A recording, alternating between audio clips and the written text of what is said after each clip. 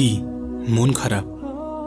সময়টা ভালো যাচ্ছে না, দিনটা ভালো কাটছে না, দিনটা যেমনভাবে কাটা উচিত তেমনভাবে কাটছে না, কোনো কিছুই মনের মতো হচ্ছে না। তোমার মন খারাপের কারণ কি? তোমার মন খারাপের কারণ? তবে তার আগে বলে রাখি, তোমার মন খারাপের কারণ যদি তোমার রিলেশনশিপ, প্রেম, ভালোবাসা, পড়াশোনা, জব এগুলো হয়ে থাকে তাহলে বলো না। তার কারণ এগুলো তোমার মন খারাপের যোগ্যতা রাখে না। তোমার মন খারাপ যদি এগুলো বাদে অন্য কিছু হয়ে থাকে তাহলে সেটা গ্রহণযোগ্য, তাহলে সেটা হতে পারে। কিন্তু রিলেশনশিপ, প্রেম, ভালোবাসা এগুলো মন খারাপের কারণ কিভাবে হবে? আরে যে তোমার জীবনে 2 দিন আগে এসেছে 3 দিন পরে চলে গিয়েছে, সে তো একজন অতিথি। তাহলে সে তোমার মন খারাপের যোগ্যতা কিভাবে রাখে? এগুলো বাদেও অনেক মন খারাপের বিষয় থাকে। যেমন মানুষের হাতে যখন অঢেল সময় থাকে, অঢেল ফ্রি সময় থাকে, তখন মানুষ মন খারাপের শিকার হয়, তখন মানুষ মন খারাপ করে। তার কারণ মন খারাপ তো একটা চিন্তা, এটা একটা চিন্তা, আর চিন্তা করতে গেলে সময় লাগবে। সুতরাং তোমার জীবনে যদি অঢেল সময় থাকে তাহলে তোমার মন খারাপ হবে। তোমার মন খারাপ তো হবে। দেখো প্রিয় ভাই আমার কথাই যেন কষ্ট নিয়ে না। তোমার মন খারাপ হবে, তার কারণ যারা তোমাকে বিশ্বাস করে তুমি তো তাদেরকে বিশ্বাস করো না। যে মানুষগুলো তোমাকে বিশ্বাস করে তুমি তো তাদেরকে বিশ্বাস করো না, তুমি তো তাদের বিশ্বাসের মর্যাদা রাখো না। তাহলে তো তোমার মন খারাপ হবেই। যে তোমার জীবনে মাত্র 2 দিন আগে এসেছে তুমি তাকে অন্ধের মতো বিশ্বাস করো, অথচ যারা তোমার জীবনে জন্ম থেকে আছে, তোমার প্রিয় বাবা মা, তুমি তাদেরকে বিশ্বাস করো না। যে তোমাকে এই পৃথিবীতে পাঠিয়েছে তুমি তো তাকে বিশ্বাস করো না, তাহলে তো মন খারাপ হবে।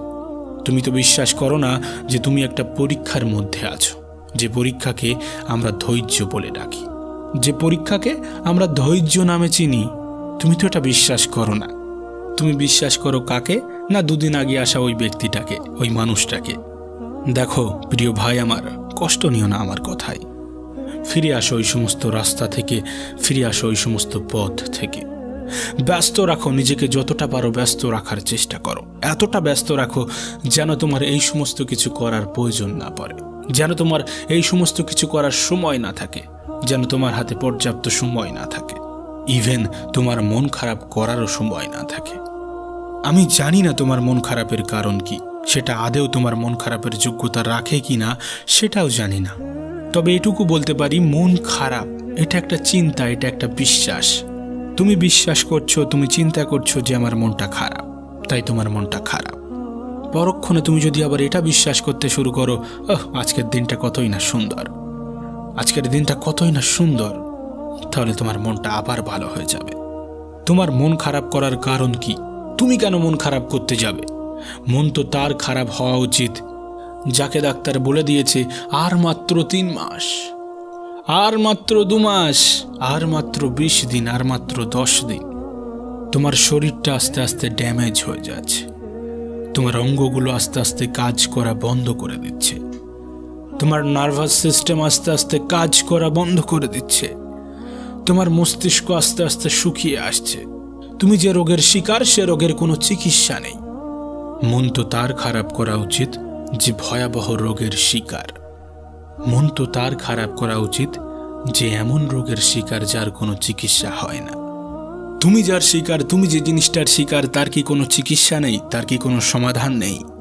যদি সমাধান থেকেই থাকে তাহলে তার জন্য মন কেন খারাপ করবে? প্রিয় ভাই কষ্ট নিয়েন না, আমার কথায় যেন কষ্ট নেবেন না। যদি কোনো কষ্টদায়ক কথা বলে থাকি তাহলে ক্ষমা করে দিও। মনে রেখো, তোমার মন ভালো রাখার দায়িত্বটা কিন্তু নিজেকেই নিতে হবে। যারা তোমাকে বিশ্বাস করে, যারা তোমাকে ভালোবাসে, প্রকৃত অর্থে ভালোবাসে, না 2 দিনের ভালোবাসার কথা বলছি না, চিরস্থায়ী ভালোবাসার কথা বলছি, তাদের বিশ্বাসটা তুমি ভেঙো না। যারা তোমাকে বিশ্বাস করে তাদের ভালোবাসার মর্যাদা দেওয়ার চেষ্টা করো, যারা তোমাকে ভালোবাসে।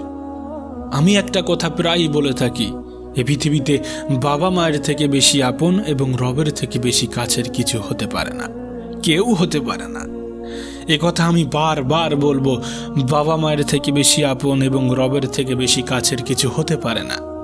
তোমার রব সব থেকে ভালো জানেন তোমার জন্য কোনটা ভালো কোনটা খারাপ, তাই যেটা হচ্ছে সেটাকে হতে দাও।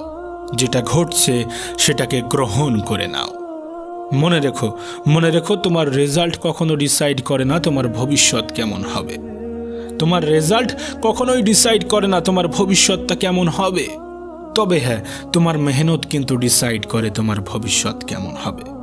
তোমার কনসিস্টেন্সি কিন্তু ডিসাইড করে তোমার ভবিষ্যৎটা কেমন হবে। মেহনত করতে ভুলে যেও না। 2 দিন মেহনত করে 3 দিনের দিন ছেড়ে দিও না। সেই সমস্ত মানুষদেরকে বিশ্বাস করো না, সেই সমস্ত মানুষদের গায়ে ঘেঁষো না যারা তোমাকে নেগেটিভিটির দিকে ঠেলে দেয়, যারা তোমার মাথায় নেগেটিভ চিন্তা ভাবনা ঢুকিয়ে দেয়, যারা তোমার বিশ্বাসের মর্যাদা রাখে না, যারা তোমার সম্মান দেয় না, যারা তোমার গুরুত্ব দেয় না, যারা তোমাকে অধিক মাত্রায় অবহেলা করে, সেই সমস্ত মানুষদের কাছে ঘেঁষো না। সেই সমস্ত মানুষদের পাশে যেও না। সেই সমস্ত মানুষদের থেকে নিজের দূরত্ব বজায় রাখার চেষ্টা করো।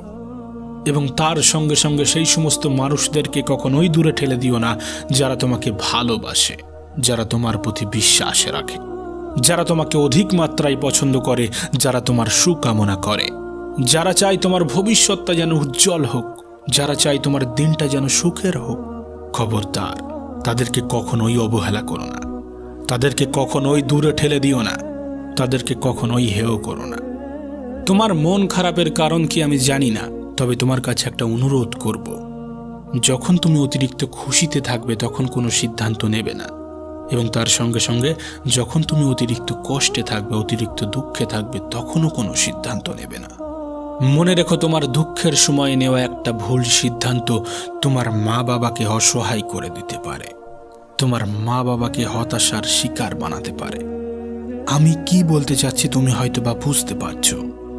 তোমার দুঃখের মুহূর্তে এমন কোনো ভুল সিদ্ধান্ত নিও না যেটা তোমার ফ্যামিলিকে তছনছ করে দেবে। অনেক সময় এমনটা হয়, আমরা কোনো একটা জিনিসকে ভালো বলে মনে করি, কিন্তু বাস্তবে দেখা যায় সেটা ভালো নয়। বাস্তবে সেটা ভালো নয়। তার কারণ কি জানো? কোনটা তোমার জন্য ভালো, কোনটা তোমার জন্য খারাপ, সেটা কে জানে? তোমার রব জানে। তোমার রব সব থেকে বেহতর জানে তোমার জন্য কোনটা ভালো, তোমার জন্য কোনটা খারাপ। তোমার রব সব থেকে ভালো জানে। তোমার মন খারাপের কারণ কি আমি জানি না, তোমার মন খারাপের কারণ কে আমি জানি না, কিন্তু তোমাকে একটা কথাই বলতে পারি, তোমার মন ভালো রাখার কারণ কিন্তু তোমার নিজেকেই হতে হবে। জীবনের সব থেকে বেশি প্রায়োরিটি, জীবনের সব থেকে বেশি গুরুত্ব তোমার ক্যারিয়ারকে দাও। সময়ের সাথে সাথে সমস্ত কিছু আসবে। তুমি যেগুলোর জন্য অতিরিক্ত ভাবো সেগুলো সময়ের সঙ্গে সঙ্গে আসে। তোমার গুরুত্বপূর্ণ সময়টাকে, তোমার গুরুত্বপূর্ণ জীবনটাকে হেলায় হারিও না। এ পৃথিবীতে রবের দেওয়া সব থেকে বড় উপহার হচ্ছে সময়। সেই সময়কে হেলায় হারিও না। কে জানে তোমার জীবনে কতটা সময় বাকি আছে? কে জানে আমার জীবনে অথবা আমাদের জীবনে কতটা সময় বাকি আছে? কেউ বলতে পারবে না। আজ আছি, হয়তোবা কালকের সূর্যের আলোটাও গায়ে পড়বে না। এটাও হতে পারে কাল চাঁদ উঠবে অথচ আমি দেখতে পাবো না, আমি দেখতে পারবো না। জীবনে কখন কোন মুহূর্তে কি ঘটে যাবে কেউ বলতে পারে না। তাই ক্ষুদ্র সময়কে হেলায় হারিও না। তোমার জীবনের গুরুত্বপূর্ণ সময়টাকে হেলায় হারিও না, অপচয় করো না, সঠিক কাজে ব্যবহার করো। নিজেকে ব্যস্ত রাখো। মনে রেখো, যত বেশি তুমি নিজেকে ব্যস্ত রাখতে পারবে, তোমার দুঃখ, তোমার হতাশা তোমার পাশে আসতে পারবে না। তার কারণ দুঃখ করার জন্য, হতাশায় থাকার জন্য তো সময় লাগে, তোমার হাতে তো সে সময় নেই। শেষে ওই একটা কথাই বলবো, তোমার মন খারাপের কারণ কি আমি জানি না, তোমার মন খারাপের কারণ কে তাও আমি জানি না, তবে মন ভালো রাখার কারণটা নিজেই হয়ে ওঠো। তোমার মন ভালো রাখার কারণটা নিজেই হয়ে ওঠো।